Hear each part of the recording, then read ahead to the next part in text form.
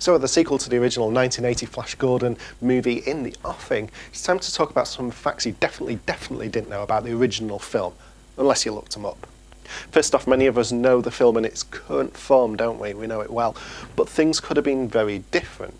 First off, George Lucas wanted to make Flash Gordon. He was a big fan of the original comic books. He wanted to make Flash Gordon, so he went to Dino De Laurentis, who he heard had the rights to this, and he turned him down. That's how legend has it anyway.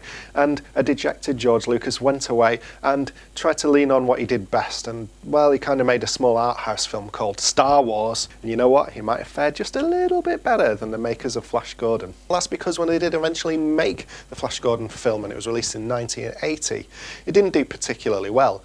Estimates say that it cost about $35 million to make, which is a huge chunk of cash in its day, and it only raked in about 27 in US box office. And that will be particularly sad for its stars, who signed on for a multi-picture deal, so they were gearing up for a sequel that never ever came about.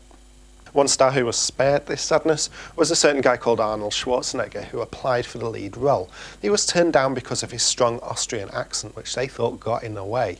And of course, history tells us, of course, it did get in the way. Arnold Schwarzenegger never worked again and is now waiting tables in a Hooters somewhere. But the makers of Flash Gordon weren't the only ones doing the rejecting in the casting process. Apparently Kurt Russell was asked to take the lead role, but he turned it down because he thought that the role of Flash Gordon was a bit one-dimensional. When it came to actually making the film, there was a few unexpected surprises along the way for them as well. That's at least according to an excellent write-up on IO9, a website that I particularly like.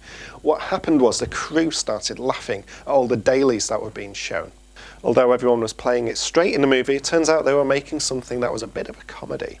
And for all those who have a special place in their hearts for this movie, of course, yes, we now know, of course, that that's one of the ingredients that makes it a cult favourite, is that it's kind of a bit kitsch, a bit daft, it's a bit unintentionally funny maybe, but that's what makes it work in the long term.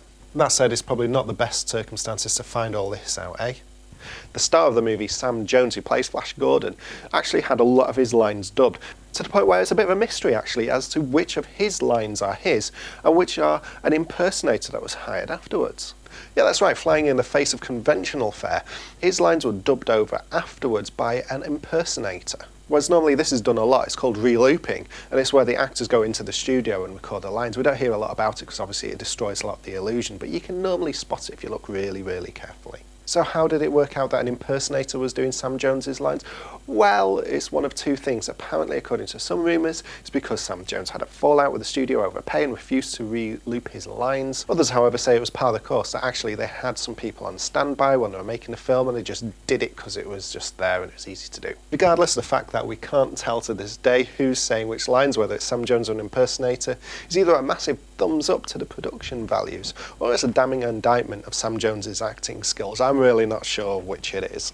Lastly, of course, we know that rock legends Queen did the soundtrack to the film. When producer Dino De Laurentis asked who they were, they played them for him. It turns out they were the first rock band this guy had ever heard. The deal, of course, gave Queen unprecedented amount of control over their soundtrack as a rock band, and they went on to do only one film as a soundtrack after that, and that, of course, was Highlander.